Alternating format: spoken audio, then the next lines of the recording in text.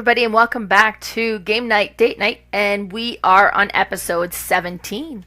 Now this is in collaboration with Games and Couples, who do amazing things. So they concentrate on couples counseling, and they utilize a lot of board games as a tool to help couple connect, reconnect, and so on. And one of the things that they've done is they've created a rating system to help the couples select games that would suit their current situation. Now, in this rating system, keep in mind 1 is not bad and 5 is not good. It just depends on where you are as a couple. And it rates on 3 different things. So the first one is on conversation and connection potential.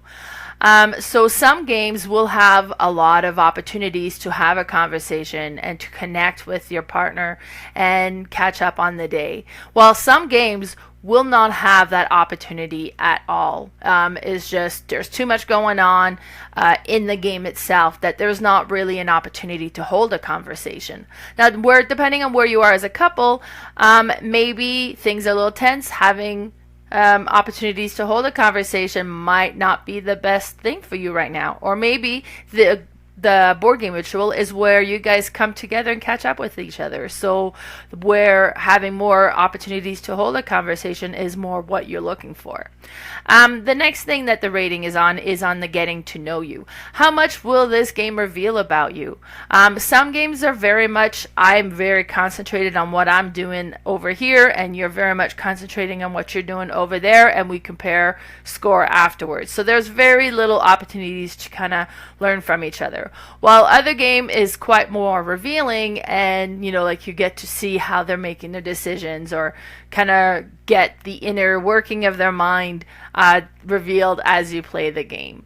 And the final thing is potential for hurt feelings and conflict. Let's face it, a lot of games is a competition to have one winner, so then there's going to be losers. And depending on how the game goes about that, it might have opportunities for things to get a little tense, while other ones don't have quite as much of that going on. So it just depends on the game and where you are as a couple.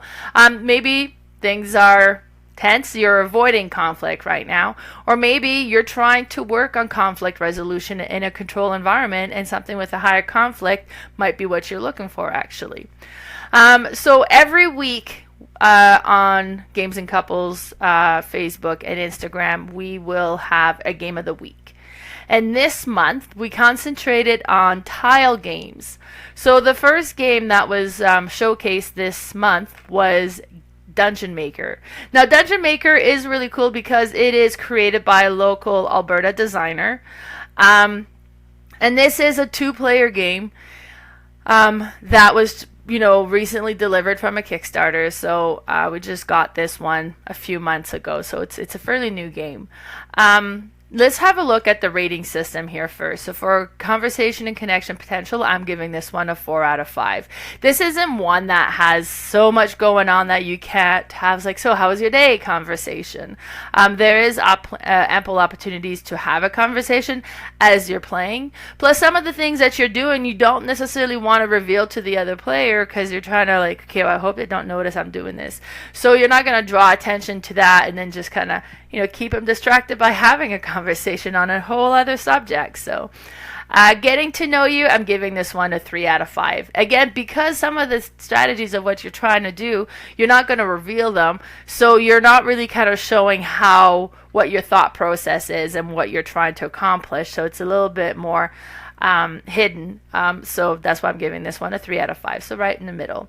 Hurt feelings and conflict, I'm giving this one a 3 out of 5. In this game, you're building your own dungeon. They're building their own dungeon. That's very low conflict, other than the fact that you have some tiles that you can place in their dungeon that will mess up what they're creating, and then they have to kind of replace that tile, so you're kind of setting them back. You can also place some of the characters that you have, the little meeples, onto their dungeon if they've allowed a path that gives you access, and that's going to give them negative score at the end of the game. So there is some take that element in this game that can create some tense feelings, some tense moments. So I'm giving this one a 3 out of 5 for hurt feelings and conflict. Now this is what the box looks. It's a very small box because it's a very compact game, but it was really neat. So it works everybody. Well, there's 2 characters, the green character and the purple character, and then you get your starting tile in the middle that has your color on it, and that's where you start. And then there's 3 stacks of tiles that are face up there, and you're going to take turns laying a tile, switching a tile, because you'll notice that little green card on the top there. This is your action tile. This one will decide on what you're going to do. So when it's on that side, it is what it is. You get to take a tile and add it to your dungeon. Let me show this next picture. So the next picture, you see this tile again here. Now you have different options. So you have the middle one that is laying a tile. So that is always going to be an option on your turn. So adding a tile to your dungeon is always an action that you can do. But then you notice there's the 2 sides here. So you get to decide at this point, do you want to lay a tile, which is your middle action, or do you want to do the one that's on the right and the one that's on the left? So you got the 2 other options that you can do. So if say I want to do this one, then I'm going to rotate the tile so that this action is on the top, and that's the action I'm doing. And then at the end of your turn, you flip this tile over, which is going to be add the tile to your dungeon. What's really interesting is the next turn after that. So 2 turns later, you're going to flip that tile over, and now you have the other 2 options. So again, you have the option of laying a tile, or you have the option of doing like a swapping, or there's different things that you can do with your tiles, or placing your meeples or moving your meeples and so on. So you get those actions. Now if you always just lay a tile, you're not going to be able to do these other ones. Now, if it's your turn, say, okay, I really want to move my meeple, but you haven't changed the rotation of your tile by selecting the proper action 2 turns ago, you're not going to get that option to do this action at this point. You got to plan ahead. Like it's very interesting because it's a simple game. You're adding tiles to your dungeon. You're going to create a 5x5 eventually. Having monsters on there that with matching signs kind of gives you benefit. There's treasure tiles that's going to give you things, and everything is going to score differently. But then being able to move your meeples from one location to the next location, and depending on the route that they take and all of the tunnels they go through in the dungeon, that's going to score a certain amount of point as well. We ended up using the iron clays. Normally you would keep track on a piece of paper. We were using the iron clays to kind of keep score and just giving ourselves the poker chips kind of as the scorekeeper. But so you have like these different things you're trying to accomplish that'll give you points, and then at the end of the game, once you've built your 5x5, whoever has the most point wins. So you're trying to cut those set collection. You're trying to get the treasures. You're trying to make sure that you're moving your meeples around to collect, to kind of get points for the movement that they're taking. You can also send those negative cards onto the other player's dungeon and kind of wrecks their score a little bit. Now, if you ever leave a tunnel that is exposed to the edge, the other player can send their meeple in that way. So you're trying to have it so that it's sealed and nothing is open on the edge. You may not have that opportunity to do that. Like, it might be open, mind you, and it depends on what you want to do. Do you want to send negative points to the other player, or do you want to concentrate on getting positive points for yourself? So it depends on what you decide you want to do. The first time I played this one actually was with my stepdaughter, so we didn't play dirty. We just didn't do those actions. We kept it very civil, just because, you know, she's a little younger, so kind of keeping things nice. So that was the first game of the week, Dungeon Maker. The second game we showcased this month was Sorcerer City. Sorcerer City is so neat. Now, fair warning, you're going to need a big table for this game. This is a table hog. And as you go and progress through the game, it gets bigger and bigger. So be prepared. Now let's go and look at the rating on this one. So for conversation connection potential, I'm giving this one a 1 out of 5. There will not be a how was your day conversation while you're playing this game. Mainly because there's a timer. that is going on, and you got to build your city with these tiles as quickly as you can, trying to get all your tiles in without and trying to get the patterns you want. So you can't have a conversation while playing this game. It's time crunch. Getting to know you, I'm going to give this one a 2 out of 5. Mainly while you're building you're so busy on what you're building yourself, you don't get to pay attention to what your partner is doing. At the end, you can kind of have a quick peek. While you're at the market, you can kind of see what they're deciding.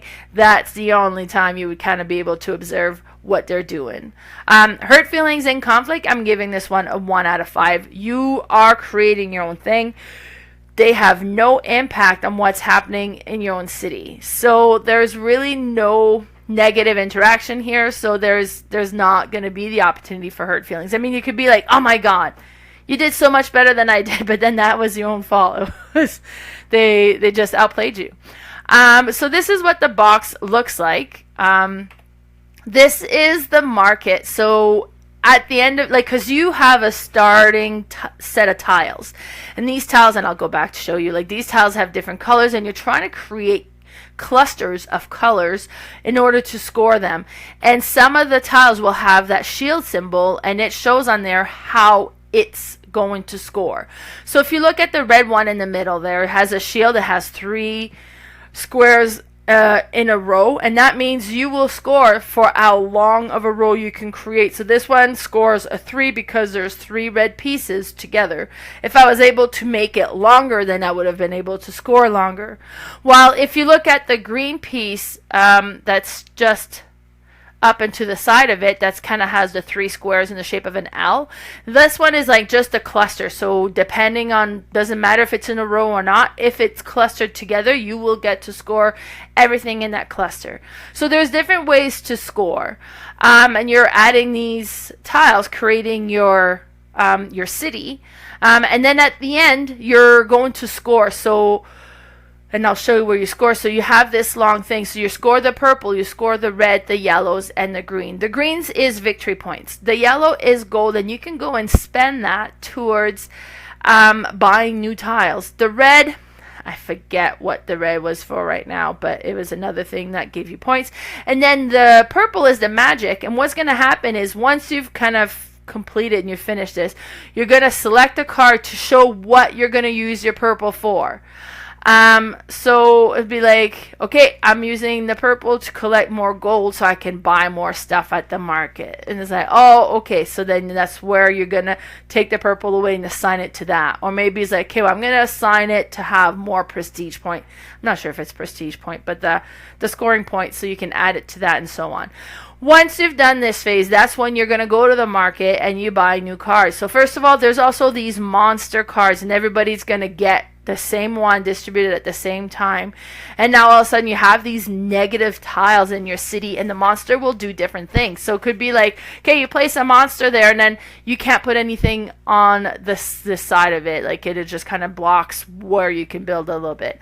Or you'll have one monster that kind of comes out, and then it makes it so that you got to remove another tile. It's like, darn it, I kind of, because you're kind of careful creating your clusters, and you're like, great, now I have to remove another. Jeez, and it has to be like in the row or column or something like that. Or there's a bunch of different monsters, and which monster comes out each game is going to change.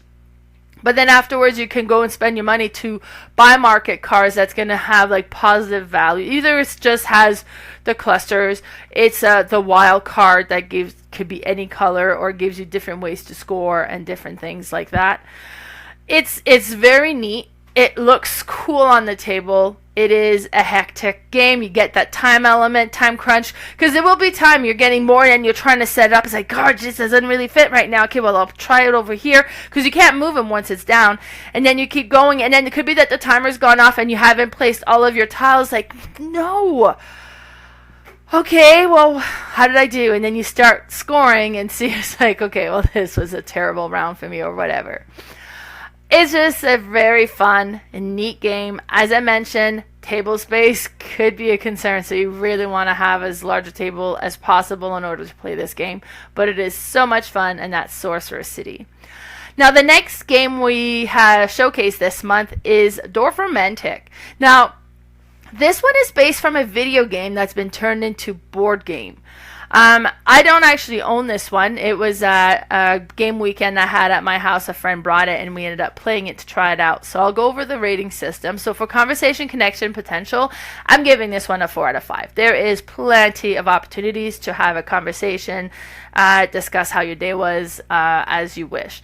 Getting to know you, I'm giving this one a 4 out of 5, mainly because this is a cooperative game. So you're going to take turn adding tiles to this, I don't know, like areas that you're creating. It's not really a city because there'll be village and cities within it. So, but like this, I don't know, this map you're creating. So, but it's cooperative, so you can openly discuss. It's like, okay, I think I'm gonna go and add to the river so we can keep going on the river. But there is some cities on this one, and we're trying to score cities over there. I might be better off to go and add that to the city, and that would kind of get us closer to being able to score that, so that conversation can happen in the open, so you can see how they think, what thought process they're going through, so it's a little bit more revealing about who they are. Hurt feelings and conflict, I'm giving this one a 1 out of 5. This is cooperative. It's a fairly mellow zen game. Like, it's not super competitive. It's just a nice, relaxing game to play, and it looks cool on the table, and it's just satisfying. So this is what the box looks like of Dorf Romantik, the board game. And what's really neat about this one as well is that it is campaign game. So you're going to start with the basic set, and you're trying to score on different things. You'll have the tiles that you add, and you always have 3 score and gold tiles on the board at one time. So there's 3 of them. One could be like you're trying to have a city of, I don't know, 5 tiles that creates the city or the village. So you'd be like, okay, well, if we add one more here, then we have that, and then it has to close it in. It's okay, great, you've done it, and then you can score. So you remove that one and immediately bring in a new score tile.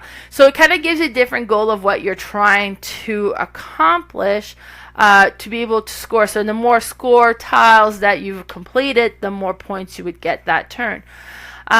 Now, what's neat with this one as well is as you play and as you gain points and develop, new content gets brought out. And this is like a whole campaign game that you can do. I personally like to do campaign game with my spouse. Because when you do campaign games, it tends to be a game that you need to play regularly so you can kind of make it through the material so you don't forget what was previously done and so on. So you need to have someone who can commit to that time frame, that steady, regular, get this game to the table, where your spouse is there every day, so they're like the perfect person to do this with. While if you're doing with other people, it's like you get the schedule conflicting more. I like to do these ones with my spouse. Right now we're doing a few Decorum with me and Lee, and I'm doing Gloomhaven Jaws of the Lion. We just finished scenario 19 that totally wiped us out, so we're gonna need to try again. But like those are the type of games that I personally like to do this with my spouse alone. It just works for me. And here's another picture of the Dorf Romantik. So you have like your stack that you're adding. You have these little tiles that like you kind of put on there. I think is when you accomplish your goal, you can kind of put that to show that it's been completed. It was really neat. Like I mentioned, personally, this is one that I would like to do with my spouse alone, not just have like as a gaming group game to play. But it's beautiful to look at. It's pleasant. It's kind of like a relaxing. It's a perfect catch up with your day. And the day type of game. Like it's a nice relaxing game to get to the table. Now, next game that we brought for the showcase for the game of the week for a tile-laying game.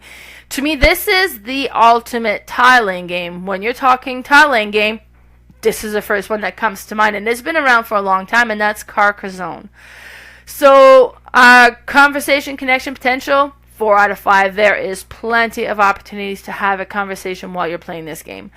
Getting to know you, I'm giving it a 2 out of 5. This is a competitive game. It's shown everything is out front. You can see what they're doing, but they're not going to reveal what they're trying to accomplish because you could mess them up. So that's is not as revealing. Hurt feelings and conflict, 3 out of 5. You know, like you can have your meeple on a road and you're trying, because you will score for however long the road is when it ends. And maybe it's like, okay, great, I have all these tiles. I'm going to create this nice long road. It's going to be cool. And you're working on your road. And they put an intersection in there forcing you to score it right now and end your road. So there's a little bit of things where they can interfere with what you're trying to do. Maybe you're building a city and it's getting really big. And you're the only meeple on there because you can't place a meeple in somebody else's city. But if you have like a tile, so I'm going to put this over here, and you're like, okay, that will obviously connect into my city. Like, oh, yes, look at that, it will. And put your meeple on there. Then you force them to share those points with you when the city completes. So there is a little bit of I'm going to take advantage of you type opportunities in this game.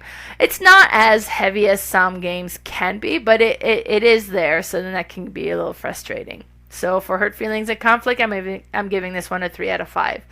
Now this is what the version of Carcassonne that I have. There is a lot of expansion for Carcassonne.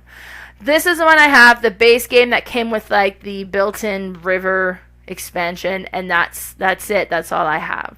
I'm not big into expansions, but you can definitely add tons of stuff to Carcassonne.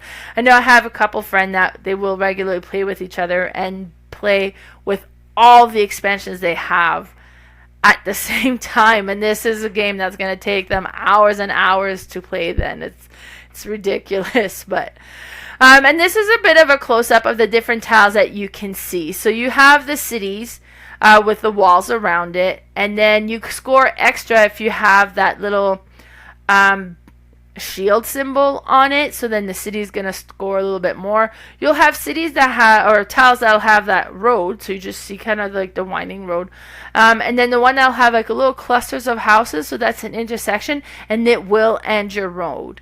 And then you have like that church one, and this one will score if you've built all around and all of the different spaces around has a tile on it, then it's going to score 9 points for each for the 3x3 that you've created.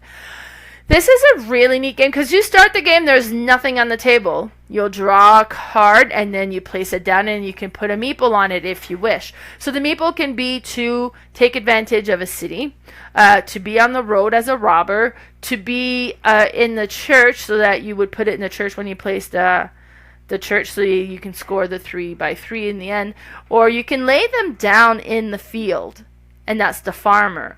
And the way that the farmer works is at the end of the game, for every completed cities that you have in the field that the farmer has access to, you're going to score for those. But it's super neat because you build as you go. You'll be, once your road completes, you kind of tally up your score, you bring back your meeple, because you have a finite amount of meeple. Like if you have them all out, then be like, okay, well, I'm adding tiles, but I can't do anything anymore because I have no meeples. So you would either want to complete the city so you can bring some meeples back, or the road so you can bring meeples back so you have meeples to play. The farmer, however, they stay there till the end of the game. So you don't want to put too many farmers out either. Great game. So that was Carcassonne. Then the final game that we showcased this month is Whistle Stop. And it's funny, when I first, because this is a train game. This is a pick up and deliver train game. It's a really good game, and I forget that this is actually a tile laying game, because you start the game and it's all open, and you got to add the tiles to build the routes to pick up the goods and then deliver them to the different cities. It's a very interesting game. I really enjoy this one. But let's have a look at the rating on this one. So for conversation, connection, potential, I'm giving this one a 3 out of 5. You can have some conversation, but there is a lot going on in this game that you won't have tons of time for a full-on catch-up. Like it's going to be interrupted with the game. Getting to know you, I'm giving this one a 3 out of 5. There's a lot of decisions to be made. There's a lot of things going on. You can totally see what your partner's doing. They're not going to reveal to you what they're trying to accomplish, but so that's why it's a 3, not more. But it's an interesting one because there's a lot to consider, and it's neat to see what they're considering.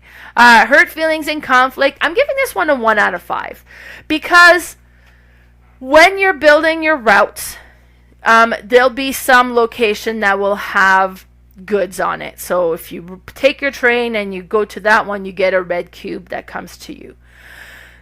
And the routes that the other player is building is going to be accessible to you. The resources that are available on those tiles are going to be available to you if you send your train there. And it doesn't take away from them at all. They can send their train there as well once you're out of the way, to be able to collect that very same good. So you kind of going across collecting these things, you have all the resources, then you can go and visit these different cities and give in your goods, and you get kind of stocks in that particular city or railway. So you gain stocks on it, and that's going to give you points at the end of the game. So you're trying to have the majority. But it doesn't close down that city. Everybody can still go there. So that's why I'm giving Hurt Feelings and Conflict such a low score. Even though this is a competitive game, you're not really that much in each other's way. So that's where this one is getting its score from. So there's the box of whistle stop. And this is what the board looks like. So we're a little bit into it because you start randomly putting tiles along the middle at the one end and then on the east side here, and then that's where you would start, and you have all your trains placed there, and then you're going to start from there. You get coal at the beginning of your round, and coal allows you to move your train from